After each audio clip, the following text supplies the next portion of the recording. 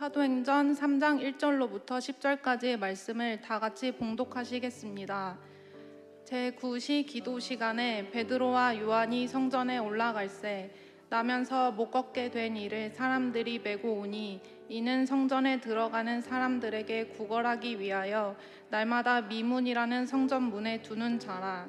그가 베드로와 요한이 성전에 들어가려 함을 보고 구걸하거늘 베드로가 요한과 더불어 주목하여 이르되 우리를 보라 하니 그가 그들에게서 무엇을 얻을까 하여 바라보거늘 베드로가 이르되 은과 금은 내게 없거니와 내게 있는 이것을 내게 주노니 나사렛 예수 그리스도의 이름으로 일어나 걸으라 하고 오른손을 잡아 일으키니 발과 발목이 곧 힘을 얻고 뛰어서서 걸으며 그들과 함께 성전으로 들어가면서 걷기도 하고 뛰기도 하며 하나님을 찬송하니 모든 백성이 그 걷는 것과 하나님을 찬송함을 보고 그가 본래 성전 미문에 앉아 구걸하던 사람인 줄 알고 그에게 일어난 일로 인하여 심히 놀랍게 여기며 놀라니라. 아멘. 오늘 봉독해 주신 사도행전 3장 1절부터 10절까지의 말씀으로 미문 앞에서라는 제목으로 함께 은혜를 나누기를 원합니다. 본문에 오늘 말씀을 보면 오후에 예배드리는 우리들, 지금 우리가 1시에 49분을 지나며 오후에 예배를 드리고 있는데 오늘 성경 속에서도 오후의 시간을 제시하고 있습니다. 사도행전 3장 1절인데요. 함께 봉독해 보실까요? 제9시 기도 시간에 베드로와 요한이 성전에 올라갈새. 제9시 기도 시간은 그 성경에 나오는 그 시간을 쉽게 생각하시면 그 아날로그 시계의 정반대라고 생각하시면 돼요. 그러니까 제9시면 정반대 시간이 몇 시죠? 오후 3시. 그래서 오후 3시에 일어난 일을 말씀하고 있다라는 거예요. 이 시간은 유대인들이 공식적으로 저녁 제사와 함께 기도드리는 시간입니다.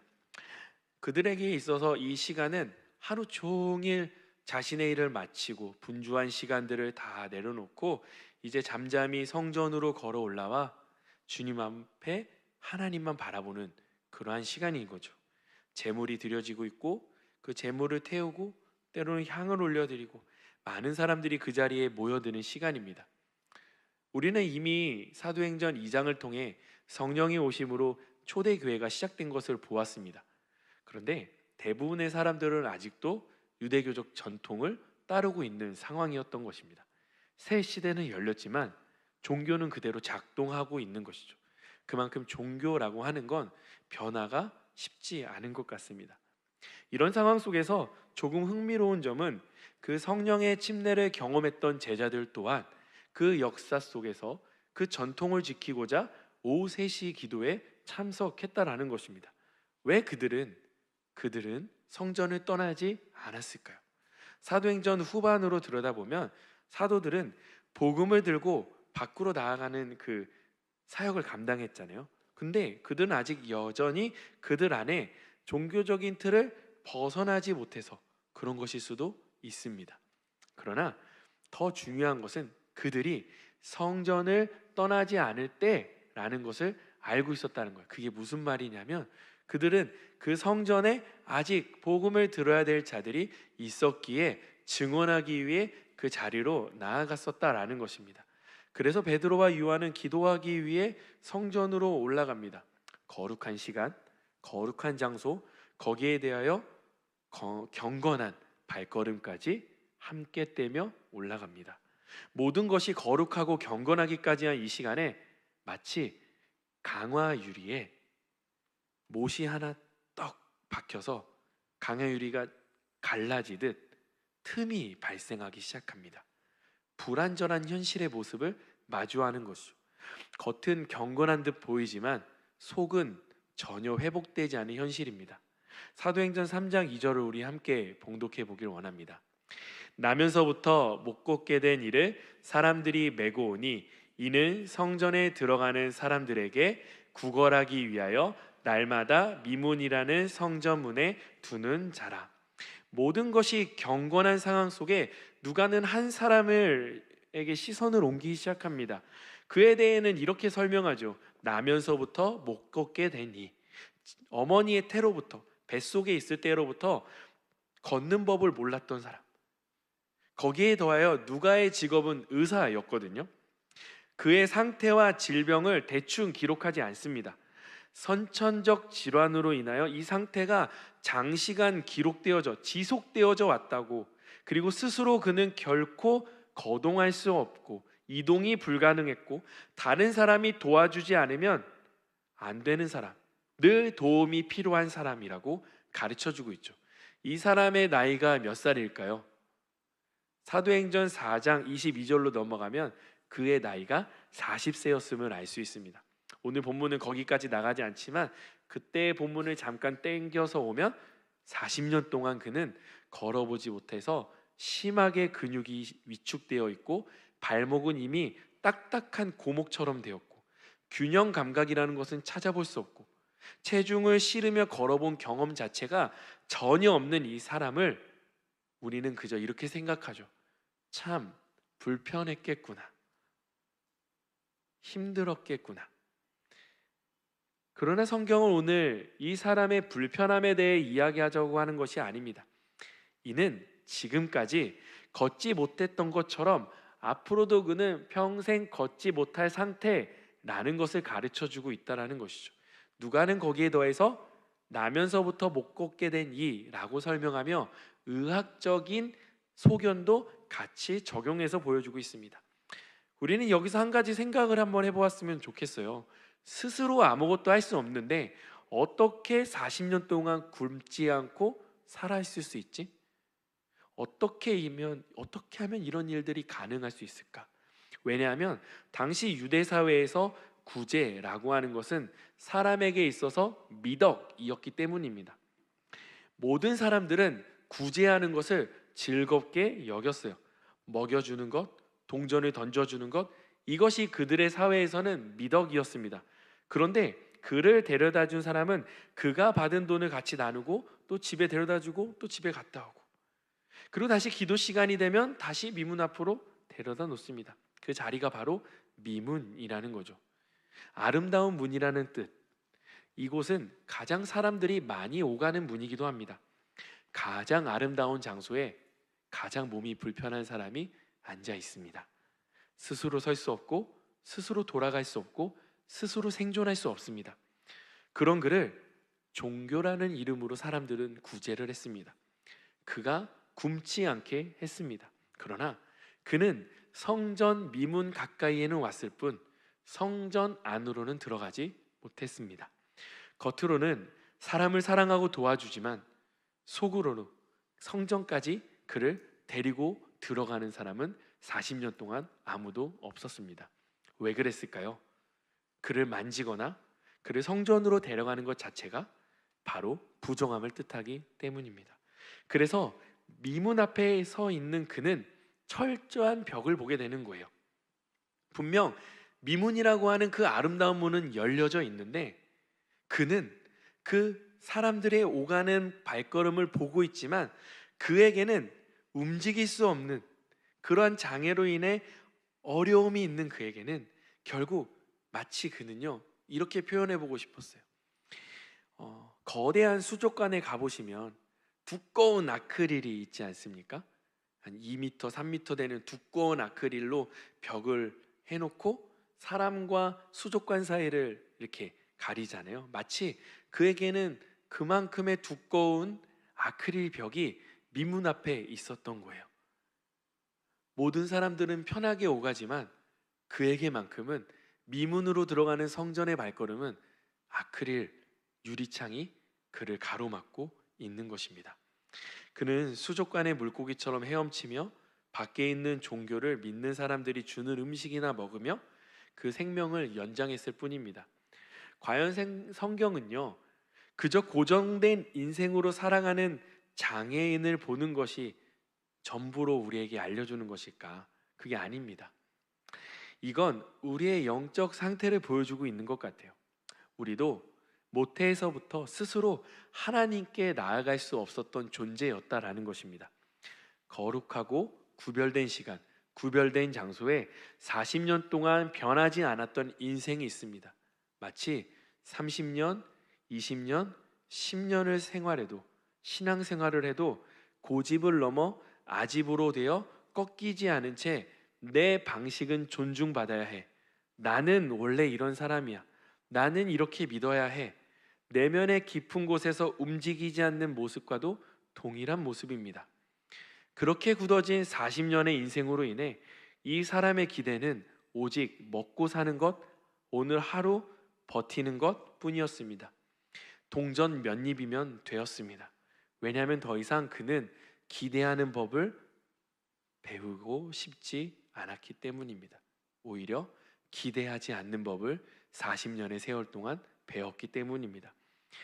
자기 인생의 한계 속에 그저 기대를 잃어버린 그는 이렇게 행동합니다. 우리 본문 3절 말씀입니다. 함께 읽겠습니다. 그가 베드로와 요한이 성전에 들어가려 함을 보고 구걸하거늘. 그는 베드로와 요한이 성전에 들어가는 것을 바라보며 동전을 구걸합니다. 사실 그는 베드로와 요한, 사람을 본 것이 아닙니다. 그의 눈은 베드로와 요한의 호주머니를 보았던 겁니다. 그의 기대는 여전히 동전이었습니다. 그때 본문은 시선을 이렇게 전환합니다. 4절을 한번 읽어볼까요? 시작. 나오나요? 네, 시작. 베드로가 요한과 더불어 주목하여 이르되 우리를 보라 하니. 우리를 보라. 이거는 단순한 요청이 아닙니다. 동전으로, 이 동전에서 봤던 그 시선에서 사람으로, 주머니에서 인격으로, 수단에서 관계로 시선을 옮기는 명령인 것입니다. 이제 그는 오직 사람의 주머니만 바라봤던, 그 두둑한 주머니만 바라봤던 시선에서 다시 사람을 향하기 시작합니다. 그리고는 그는 기대합니다. 이제 저 사람들이 나에게 동전을 던져주겠구나. 그들의 말대로 얼굴을 들어 베드로를 향해, 요한을 향해 고개를 들어 바라봅니다. 3장 5절을 우리 함께 읽어볼까요? 시작. 그가 그들에게서 무엇을 얻을까 하여 바라보고는. 그의 기대는 역시 동전이었습니다. 그의 기대의 수준은 그저 내가 경험해본 세계의 한계를 넘어가지 못합니다. 40년 동안 받아 누린 것이 동전 몇 입이었고, 그래서 당연하게 오늘도 그는 동전을 구하고 있습니다. 그는 더 이상 무언가 새로운 일이 일어날 수 있다는 것조차 상상도 하지 않습니다. 어찌 보면 그는 기대하는 법을 잊어버렸는지도 모르겠습니다. 우리의 인생도 그렇지 않습니까? 기도했지만 이루어지지 않았던 시간들, 간절했지만 응답이 없었던 날들이 겹겹이 쌓이다 보니 더 이상 나의 신앙생활 속에서 기대라는 단어가 사라진 지 오래라는 거죠. 오히려 기대하다가 실망만 쌓이니 상처받고 싶지 않아서 더는 기대하고 싶지 않은지도 모르겠습니다. 어찌 보면 우리도 기대하지 않는 법을 이 교회에서 배웠는지도 모르겠어요. 이와 반대로 어떤 때는 하나님을 기대하기보다 주님이 주시는 그 작은 도움을 기대합니다. 지금의 상황보다 조금 더 나아지기를, 지금의 문제보다 조금 더 해결해 주시고 괜찮아지기를 하나님을 내 안에 있는 스스로 작은 분이라고 한정짓기도 합니다. 그분의 전능하심을 바라보는 것은 그저 옛날 시대, 옛날 사람, 그 사람들의 이야기로 들려질 뿐인 것이죠. 이는 우리가 말하지 않아도 우리가 하는 행동, 우리가 하는 말, 여러 가지 우리가 하는 쉬운 선택들 속에서 금방 알아볼 수 있습니다. 하나님을 기대한다면 그분이 가지고 있는 금은보화를 기대하지 않습니다. 그분의 전능하심이 지금도 역사하고 계심을 우리는 믿는 것입니다. 사도행전 3장 6절을 우리 함께 읽어보기를 원합니다. 시작. 베드로가 이르되 은과 금은 내게 없거니와 내게 있는 이것을 내게 주노니 나사렛 예수 그리스도의 이름으로 일어나 걸으라 하고. 돈을 구걸하던 그에게 모든 기대가 무너지기 시작합니다. 베드로의 말대로 그의 얼굴을 향해 보았습니다. 이제 동전을 받을 수 있는 순간이 찾아온 거예요. 그런데 그의 귀에 들린 말은 뭐라고 그래요? 은과 금은 내게 없다. 완전 실망. 좌절, 다시 마주하는 패배감. 그럼 그렇지, 내 인생에 무슨 역전이 있어, 내 인생에 무슨 기대가 있겠어 라고 생각하는 순간 베드로는 멈추지 않습니다. 내게 있는 것을 내게 주노니. 이제 생각합니다. 그럼 그렇지, 얼굴을 바라봤으니, 이 정도까지 했으니 동전은 아니더라도 빵 몇 조각은 주겠지. 역시 내가 사람은 잘 봤어 라고 생각하는 그 순간 이내 포기했던 마음의 작은 불씨가 꺼내보려고 하는데 베드로가 그때 얘기합니다.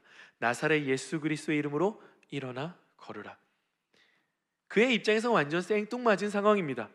그가 기대한 건 동전이었죠. 그러나 그에게 베드로는 예수의 이름을 건네고 시작합니다.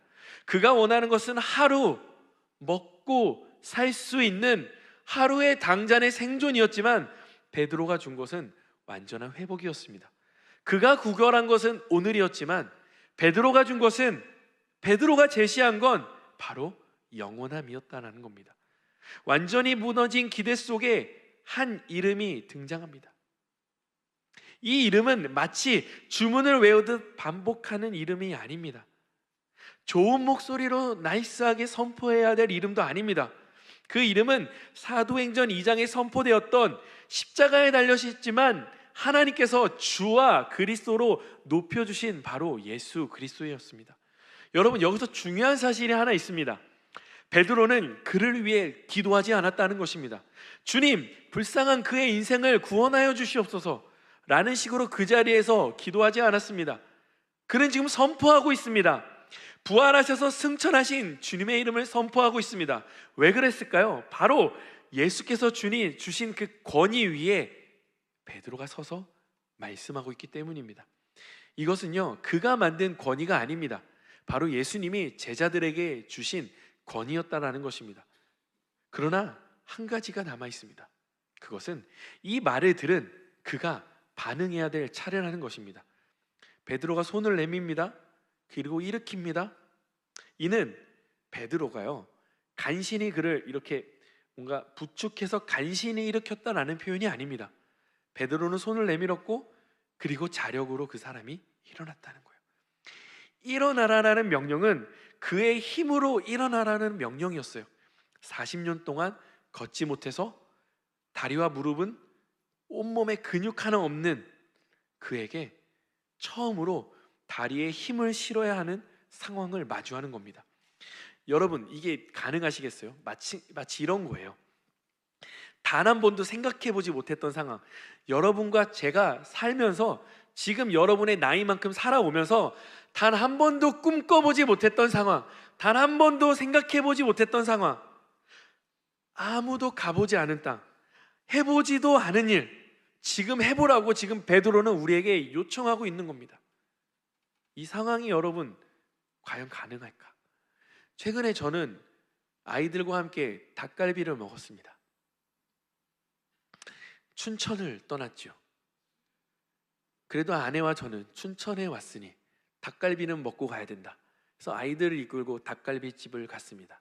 하지만 저희 아이들 셋은 맵찔입니다. 전혀 매운 것을 먹지 못합니다. 그래도 둘째, 셋째는 어느 정도 진라면 순한 맛은 먹습니다. 하지만 첫째는 절대 안 먹습니다. 절대요. 근데 배는 고픈데 볶아지는 닭갈비는 시뻘건 거예요. 첫째는 죽어도 먹지 않습니다. 하지만 둘째, 셋째는 배고파서 닭갈비를 먹기 시작합니다. 먹어보니 달콤합니다. 달콤한 닭갈비를 먹어보면서 형에게 얘기합니다. 형, 하나도 안 매워. 먹어도 돼. 근데 첫째는 절대로 안 먹습니다. 그러면서 엄마 아빠가 이야기합니다. 하성아, 넌 이제 6학년이지 않니? 이제는 먹어봐야 되지 않겠니? 우리 아내가 얘기합니다. 하성아, 나는 너와 떡볶이 메이트가 되고 싶어. 그 이야기를 듣던 우리 첫째가 갑자기 물컵에 물을 사약을 따르듯 따르기 시작합니다. 쪼르르르르. 그러면서 자기 앞에 그 가득 채운 물컵을 올려놓으면서 갑자기 그 조선시대 선비들이 그 사약을 마시듯 닭갈비를 입에다 싹 넣더니 그 입안에 동시에 물을 털어 넣으며 씹어먹던 삼키든 한 입을 베어 물더니 이렇게 말합니다. 안 맵네. 할렐루야. 그날 처음으로 저희 아이가 매운 닭갈비를 먹었습니다. 여러분, 제가 무엇을 이야기하려고 할까요? 우리 첫째가요, 그 음식에 대한 확신이 있어서 먹은 게 아닙니다. 믿을 만한 사람이 옆에서 먹었기 때문에 먹은 거예요. 여러분, 믿음이라고 하는 건요, 완전하지 않아도 괜찮아요. 그러나 중요한 건 반응은 필요한 거예요.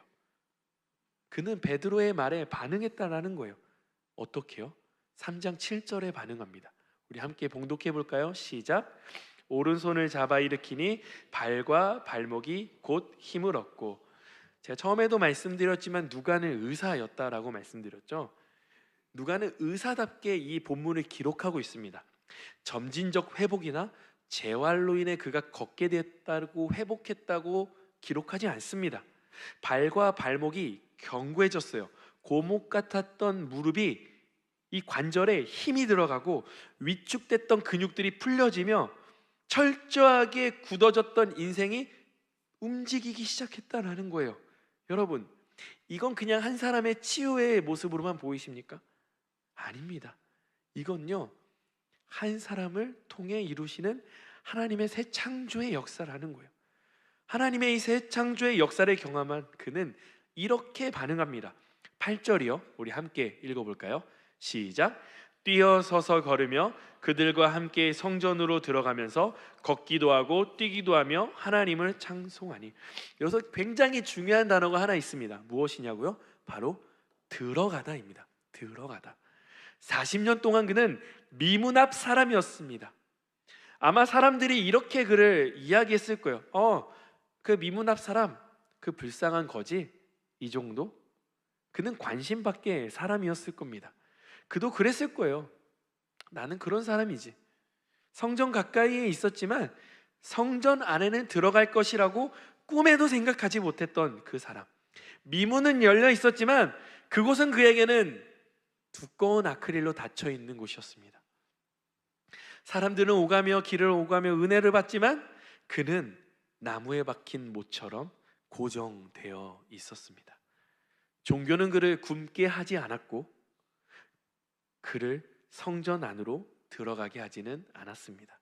왜냐하면 종교의 율법이 그러했기 때문입니다. 여러분, 근데 그런 그가 들어가고 있습니다. 누가는 이 장면을 그냥 지나치고 넘어가지 않습니다. 걷고 뛰고 하나님을 찬송하며. 이 모습을 마치 단순한 기쁨의 표현처럼 보이시죠? 걷고 뛰고 즐겁게 들어갔구나. 아니요, 이거는 메시아 시대의 예언을 뜻합니다. 이사야서 35장 6절이요. 우리 함께 봉독해 볼까요? 시작. 그때 저는 자는 사슴같이 뛸 것이며 말 못하는 자의 혀는 노래하리니 이는 광야에서 물이 솟고 사막에서 시내가 흐를 것임이라. 이사야가 이미 예언한 메시아의 시대의 도래에는 이렇게 될 것이다 라는 것을 이미 고백하고 있는 거예요. 새 시대가 열렸다고 선언해주고 있는 거예요. 여러분, 이제 그는요 더 이상 미문 앞의 사람이 아닙니다. 그는 성전 안 사람이 되었어요. 문 앞에서 구걸한 인생이 아닙니다. 찬송하는 인생이 되었어요. 이것이 복음이라는 거예요. 복음은 오늘 우리의 하루를 편안하게 만드는 도구가 아닙니다. 복음은 우리의 위치를 바꾸고 우리의 정체성을 바꾸며 우리의 존재의 자리를 바꿉니다. 그래서 복음은 다른 사람들로 하여금 우리의 모습을 보게 하는 거예요. 복음을 받아들인 사람의 모습을 다른 사람이 보는 거예요. 9절에서 10절 우리 함께 봉독해 볼까요? 시작. 모든 사람이 그 걷는 것과 하나님을 찬송함을 보고 그가 본래 성전 미문에 앉아 구걸하던 사람인 줄 알고 그에게 일어난 일로 인하여 심히 놀랍게 여기며 놀라니라. 고정된 인생, 그렇게 살다가 죽을 인생이 성전에 들어가자 사람들이 놀랍니다. 변하지 않을 것 같은 사람이 변했기 때문이에요. 여러분과 저는 어디에 서 있습니까?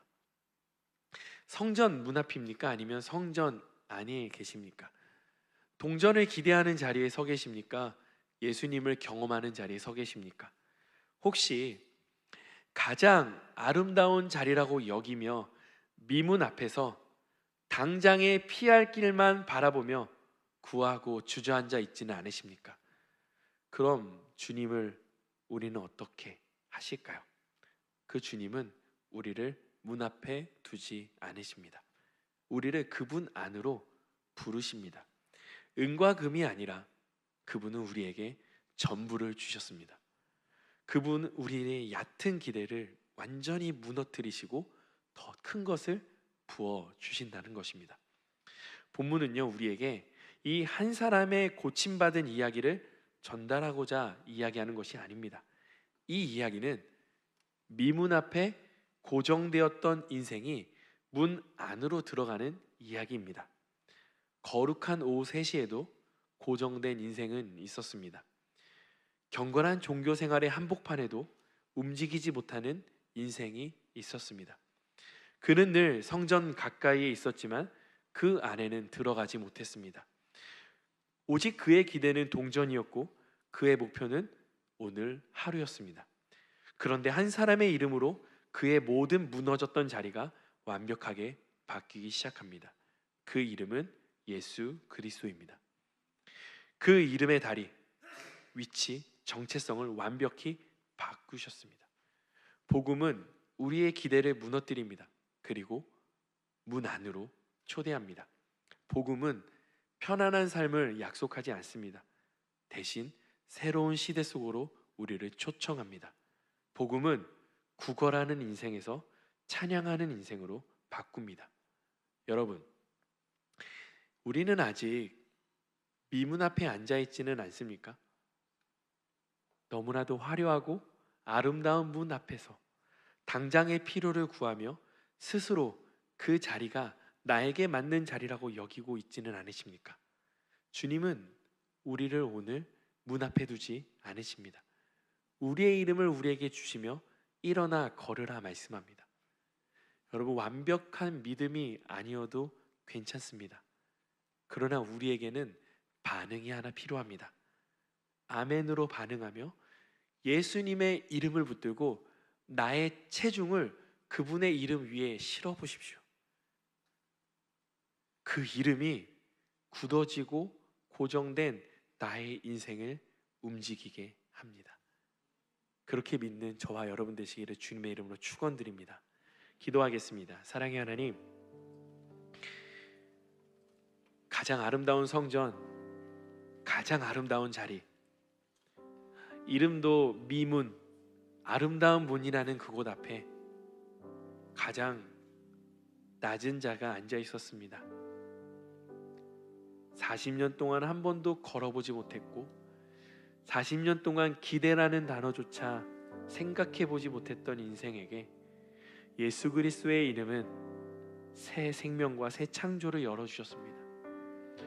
하나님, 우리에게 찾아오신 그 예수 그리스도께서도 다시 한 번 더 우리를 그 자리로 초청하고 계심을 믿습니다. 우리가 믿고 있는 것이 무엇인지 다시 바라보게 하여 주시옵시고 그 믿음의 반석 위에 세워주시는 주님의 이름으로 우리가 다시금 일어나게 하여 주시옵소서.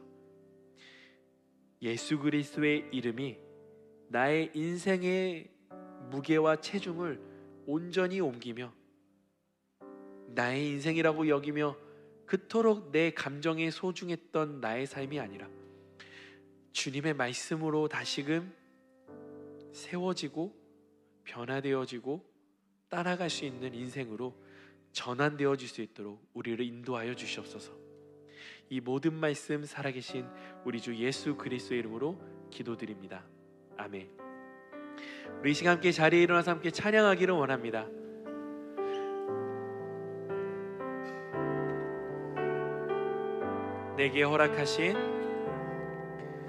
내게 허락하신 시련을 통해 나의 믿음 더욱 강하게 자라나고 험한 산과 골짜기 지나는 동안 주께 더 가까이 나를 이끄시네. 내가 겪는 시험이 어렵고 힘겨워도 내 주님보다 크지 않네. 내 앞에 바다가 갈라지지 않으며 주가 나로 바다 위 걷게 나는 믿네. 나는 믿네. 주의 능력으로 내 삶 새롭게 되리. 나는 믿네.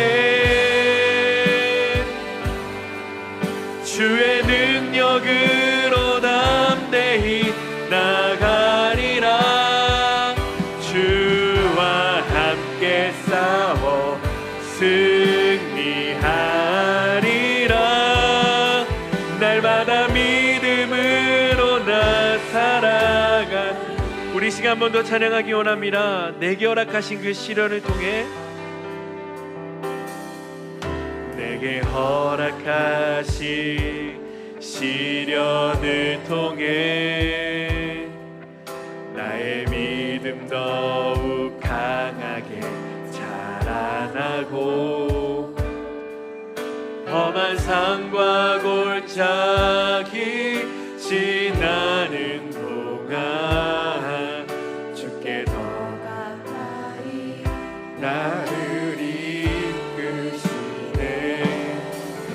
내가 겪는 시험이 어렵고 힘겨워도 내 주님보다 크지 않네.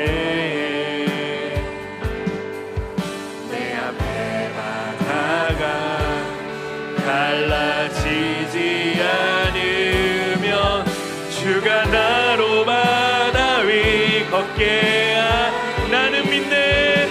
나는 믿네. 주의 능력으로 내 삶 새롭게 되리. 나는 믿네. 주의 능력으로 담대히 나가리라. 주와 함께 싸워 승리하리라. 날마다 믿음으로 나 살아. 나는 믿네. 나는 믿네. 주의 능력으로 내 삶 새롭게 되리. 나는 믿네. 주의 능력으로 담대히 나가리라. 주와 함께 싸워 승리하리라. 날마다 믿음으로 나 살아가리. 여러분, 참 여러분과 저의 인생은 앞으로 점점 더 힘들어질 수도 있을 것 같아요. 그리고 제가 여러분들의 삶을 다 알지는 못하지만 각자의 힘듦을 다 안고 이 자리에 나왔잖아요. 제가 아무리 도와주고 싶어도 다 도와줄 수 없더라고요. 아픔 이야기, 힘든 이야기 다 도와주고 싶은데 해줄 수가 없어. 아마 베드로와 요한도 그러지 않았을까요? 정말 주머니에 은과 금이 없었을 것 같아. 도와줄 게 진짜 없는데 문득 성령께서 알려주신 거예요. 나의 인생을 변화시켜 주신 그분이면 되겠구나. 그분이 예수 그리스도. 내가 이 자에게 줄 수 있는 건 이 이름 하나밖에 없겠구나. 제가 이 자리에 서 보니까 알 것 같아요. 제가 여러분들에게 줄 수 있는 것 예수 그리스도의 이름밖에 없습니다. 여러분과 제가 고백해야 될 이름은 우리를 구원하신 예수 그리스도 그 한 분밖에 없음을 고백합니다. 여러분과 저에게 예수 그리스도가 전부이셨으면 좋겠습니다. 예수 그리스도가 우리의 생명이었으면 좋겠습니다. 그 분 앞에 완전하지 않아도 괜찮아요. 다듬어지지 않아도 돼요. 날 것이어도 상관없어요. 부족한 믿음이나마 그 믿음을 들고 주님 앞에 섰으면 좋겠습니다. 주님, 그 주님의 믿음으로 다시금 그 미문 앞에 일어나 걷게 하여 주시옵소서. 주님, 나도 성전문으로 들어가기를 원합니다. 성전에 들어와 예배하고는 있지만 진짜 예수님을 만나지 못하는 인생이 아니라 주님을 바라보며 주님을 만나는 이 자리 되어지게 하여 주시옵소서. 이 시간 주님의 이름 세 번에 주님 함께 동성으로 기도하겠습니다. 주여, 주여,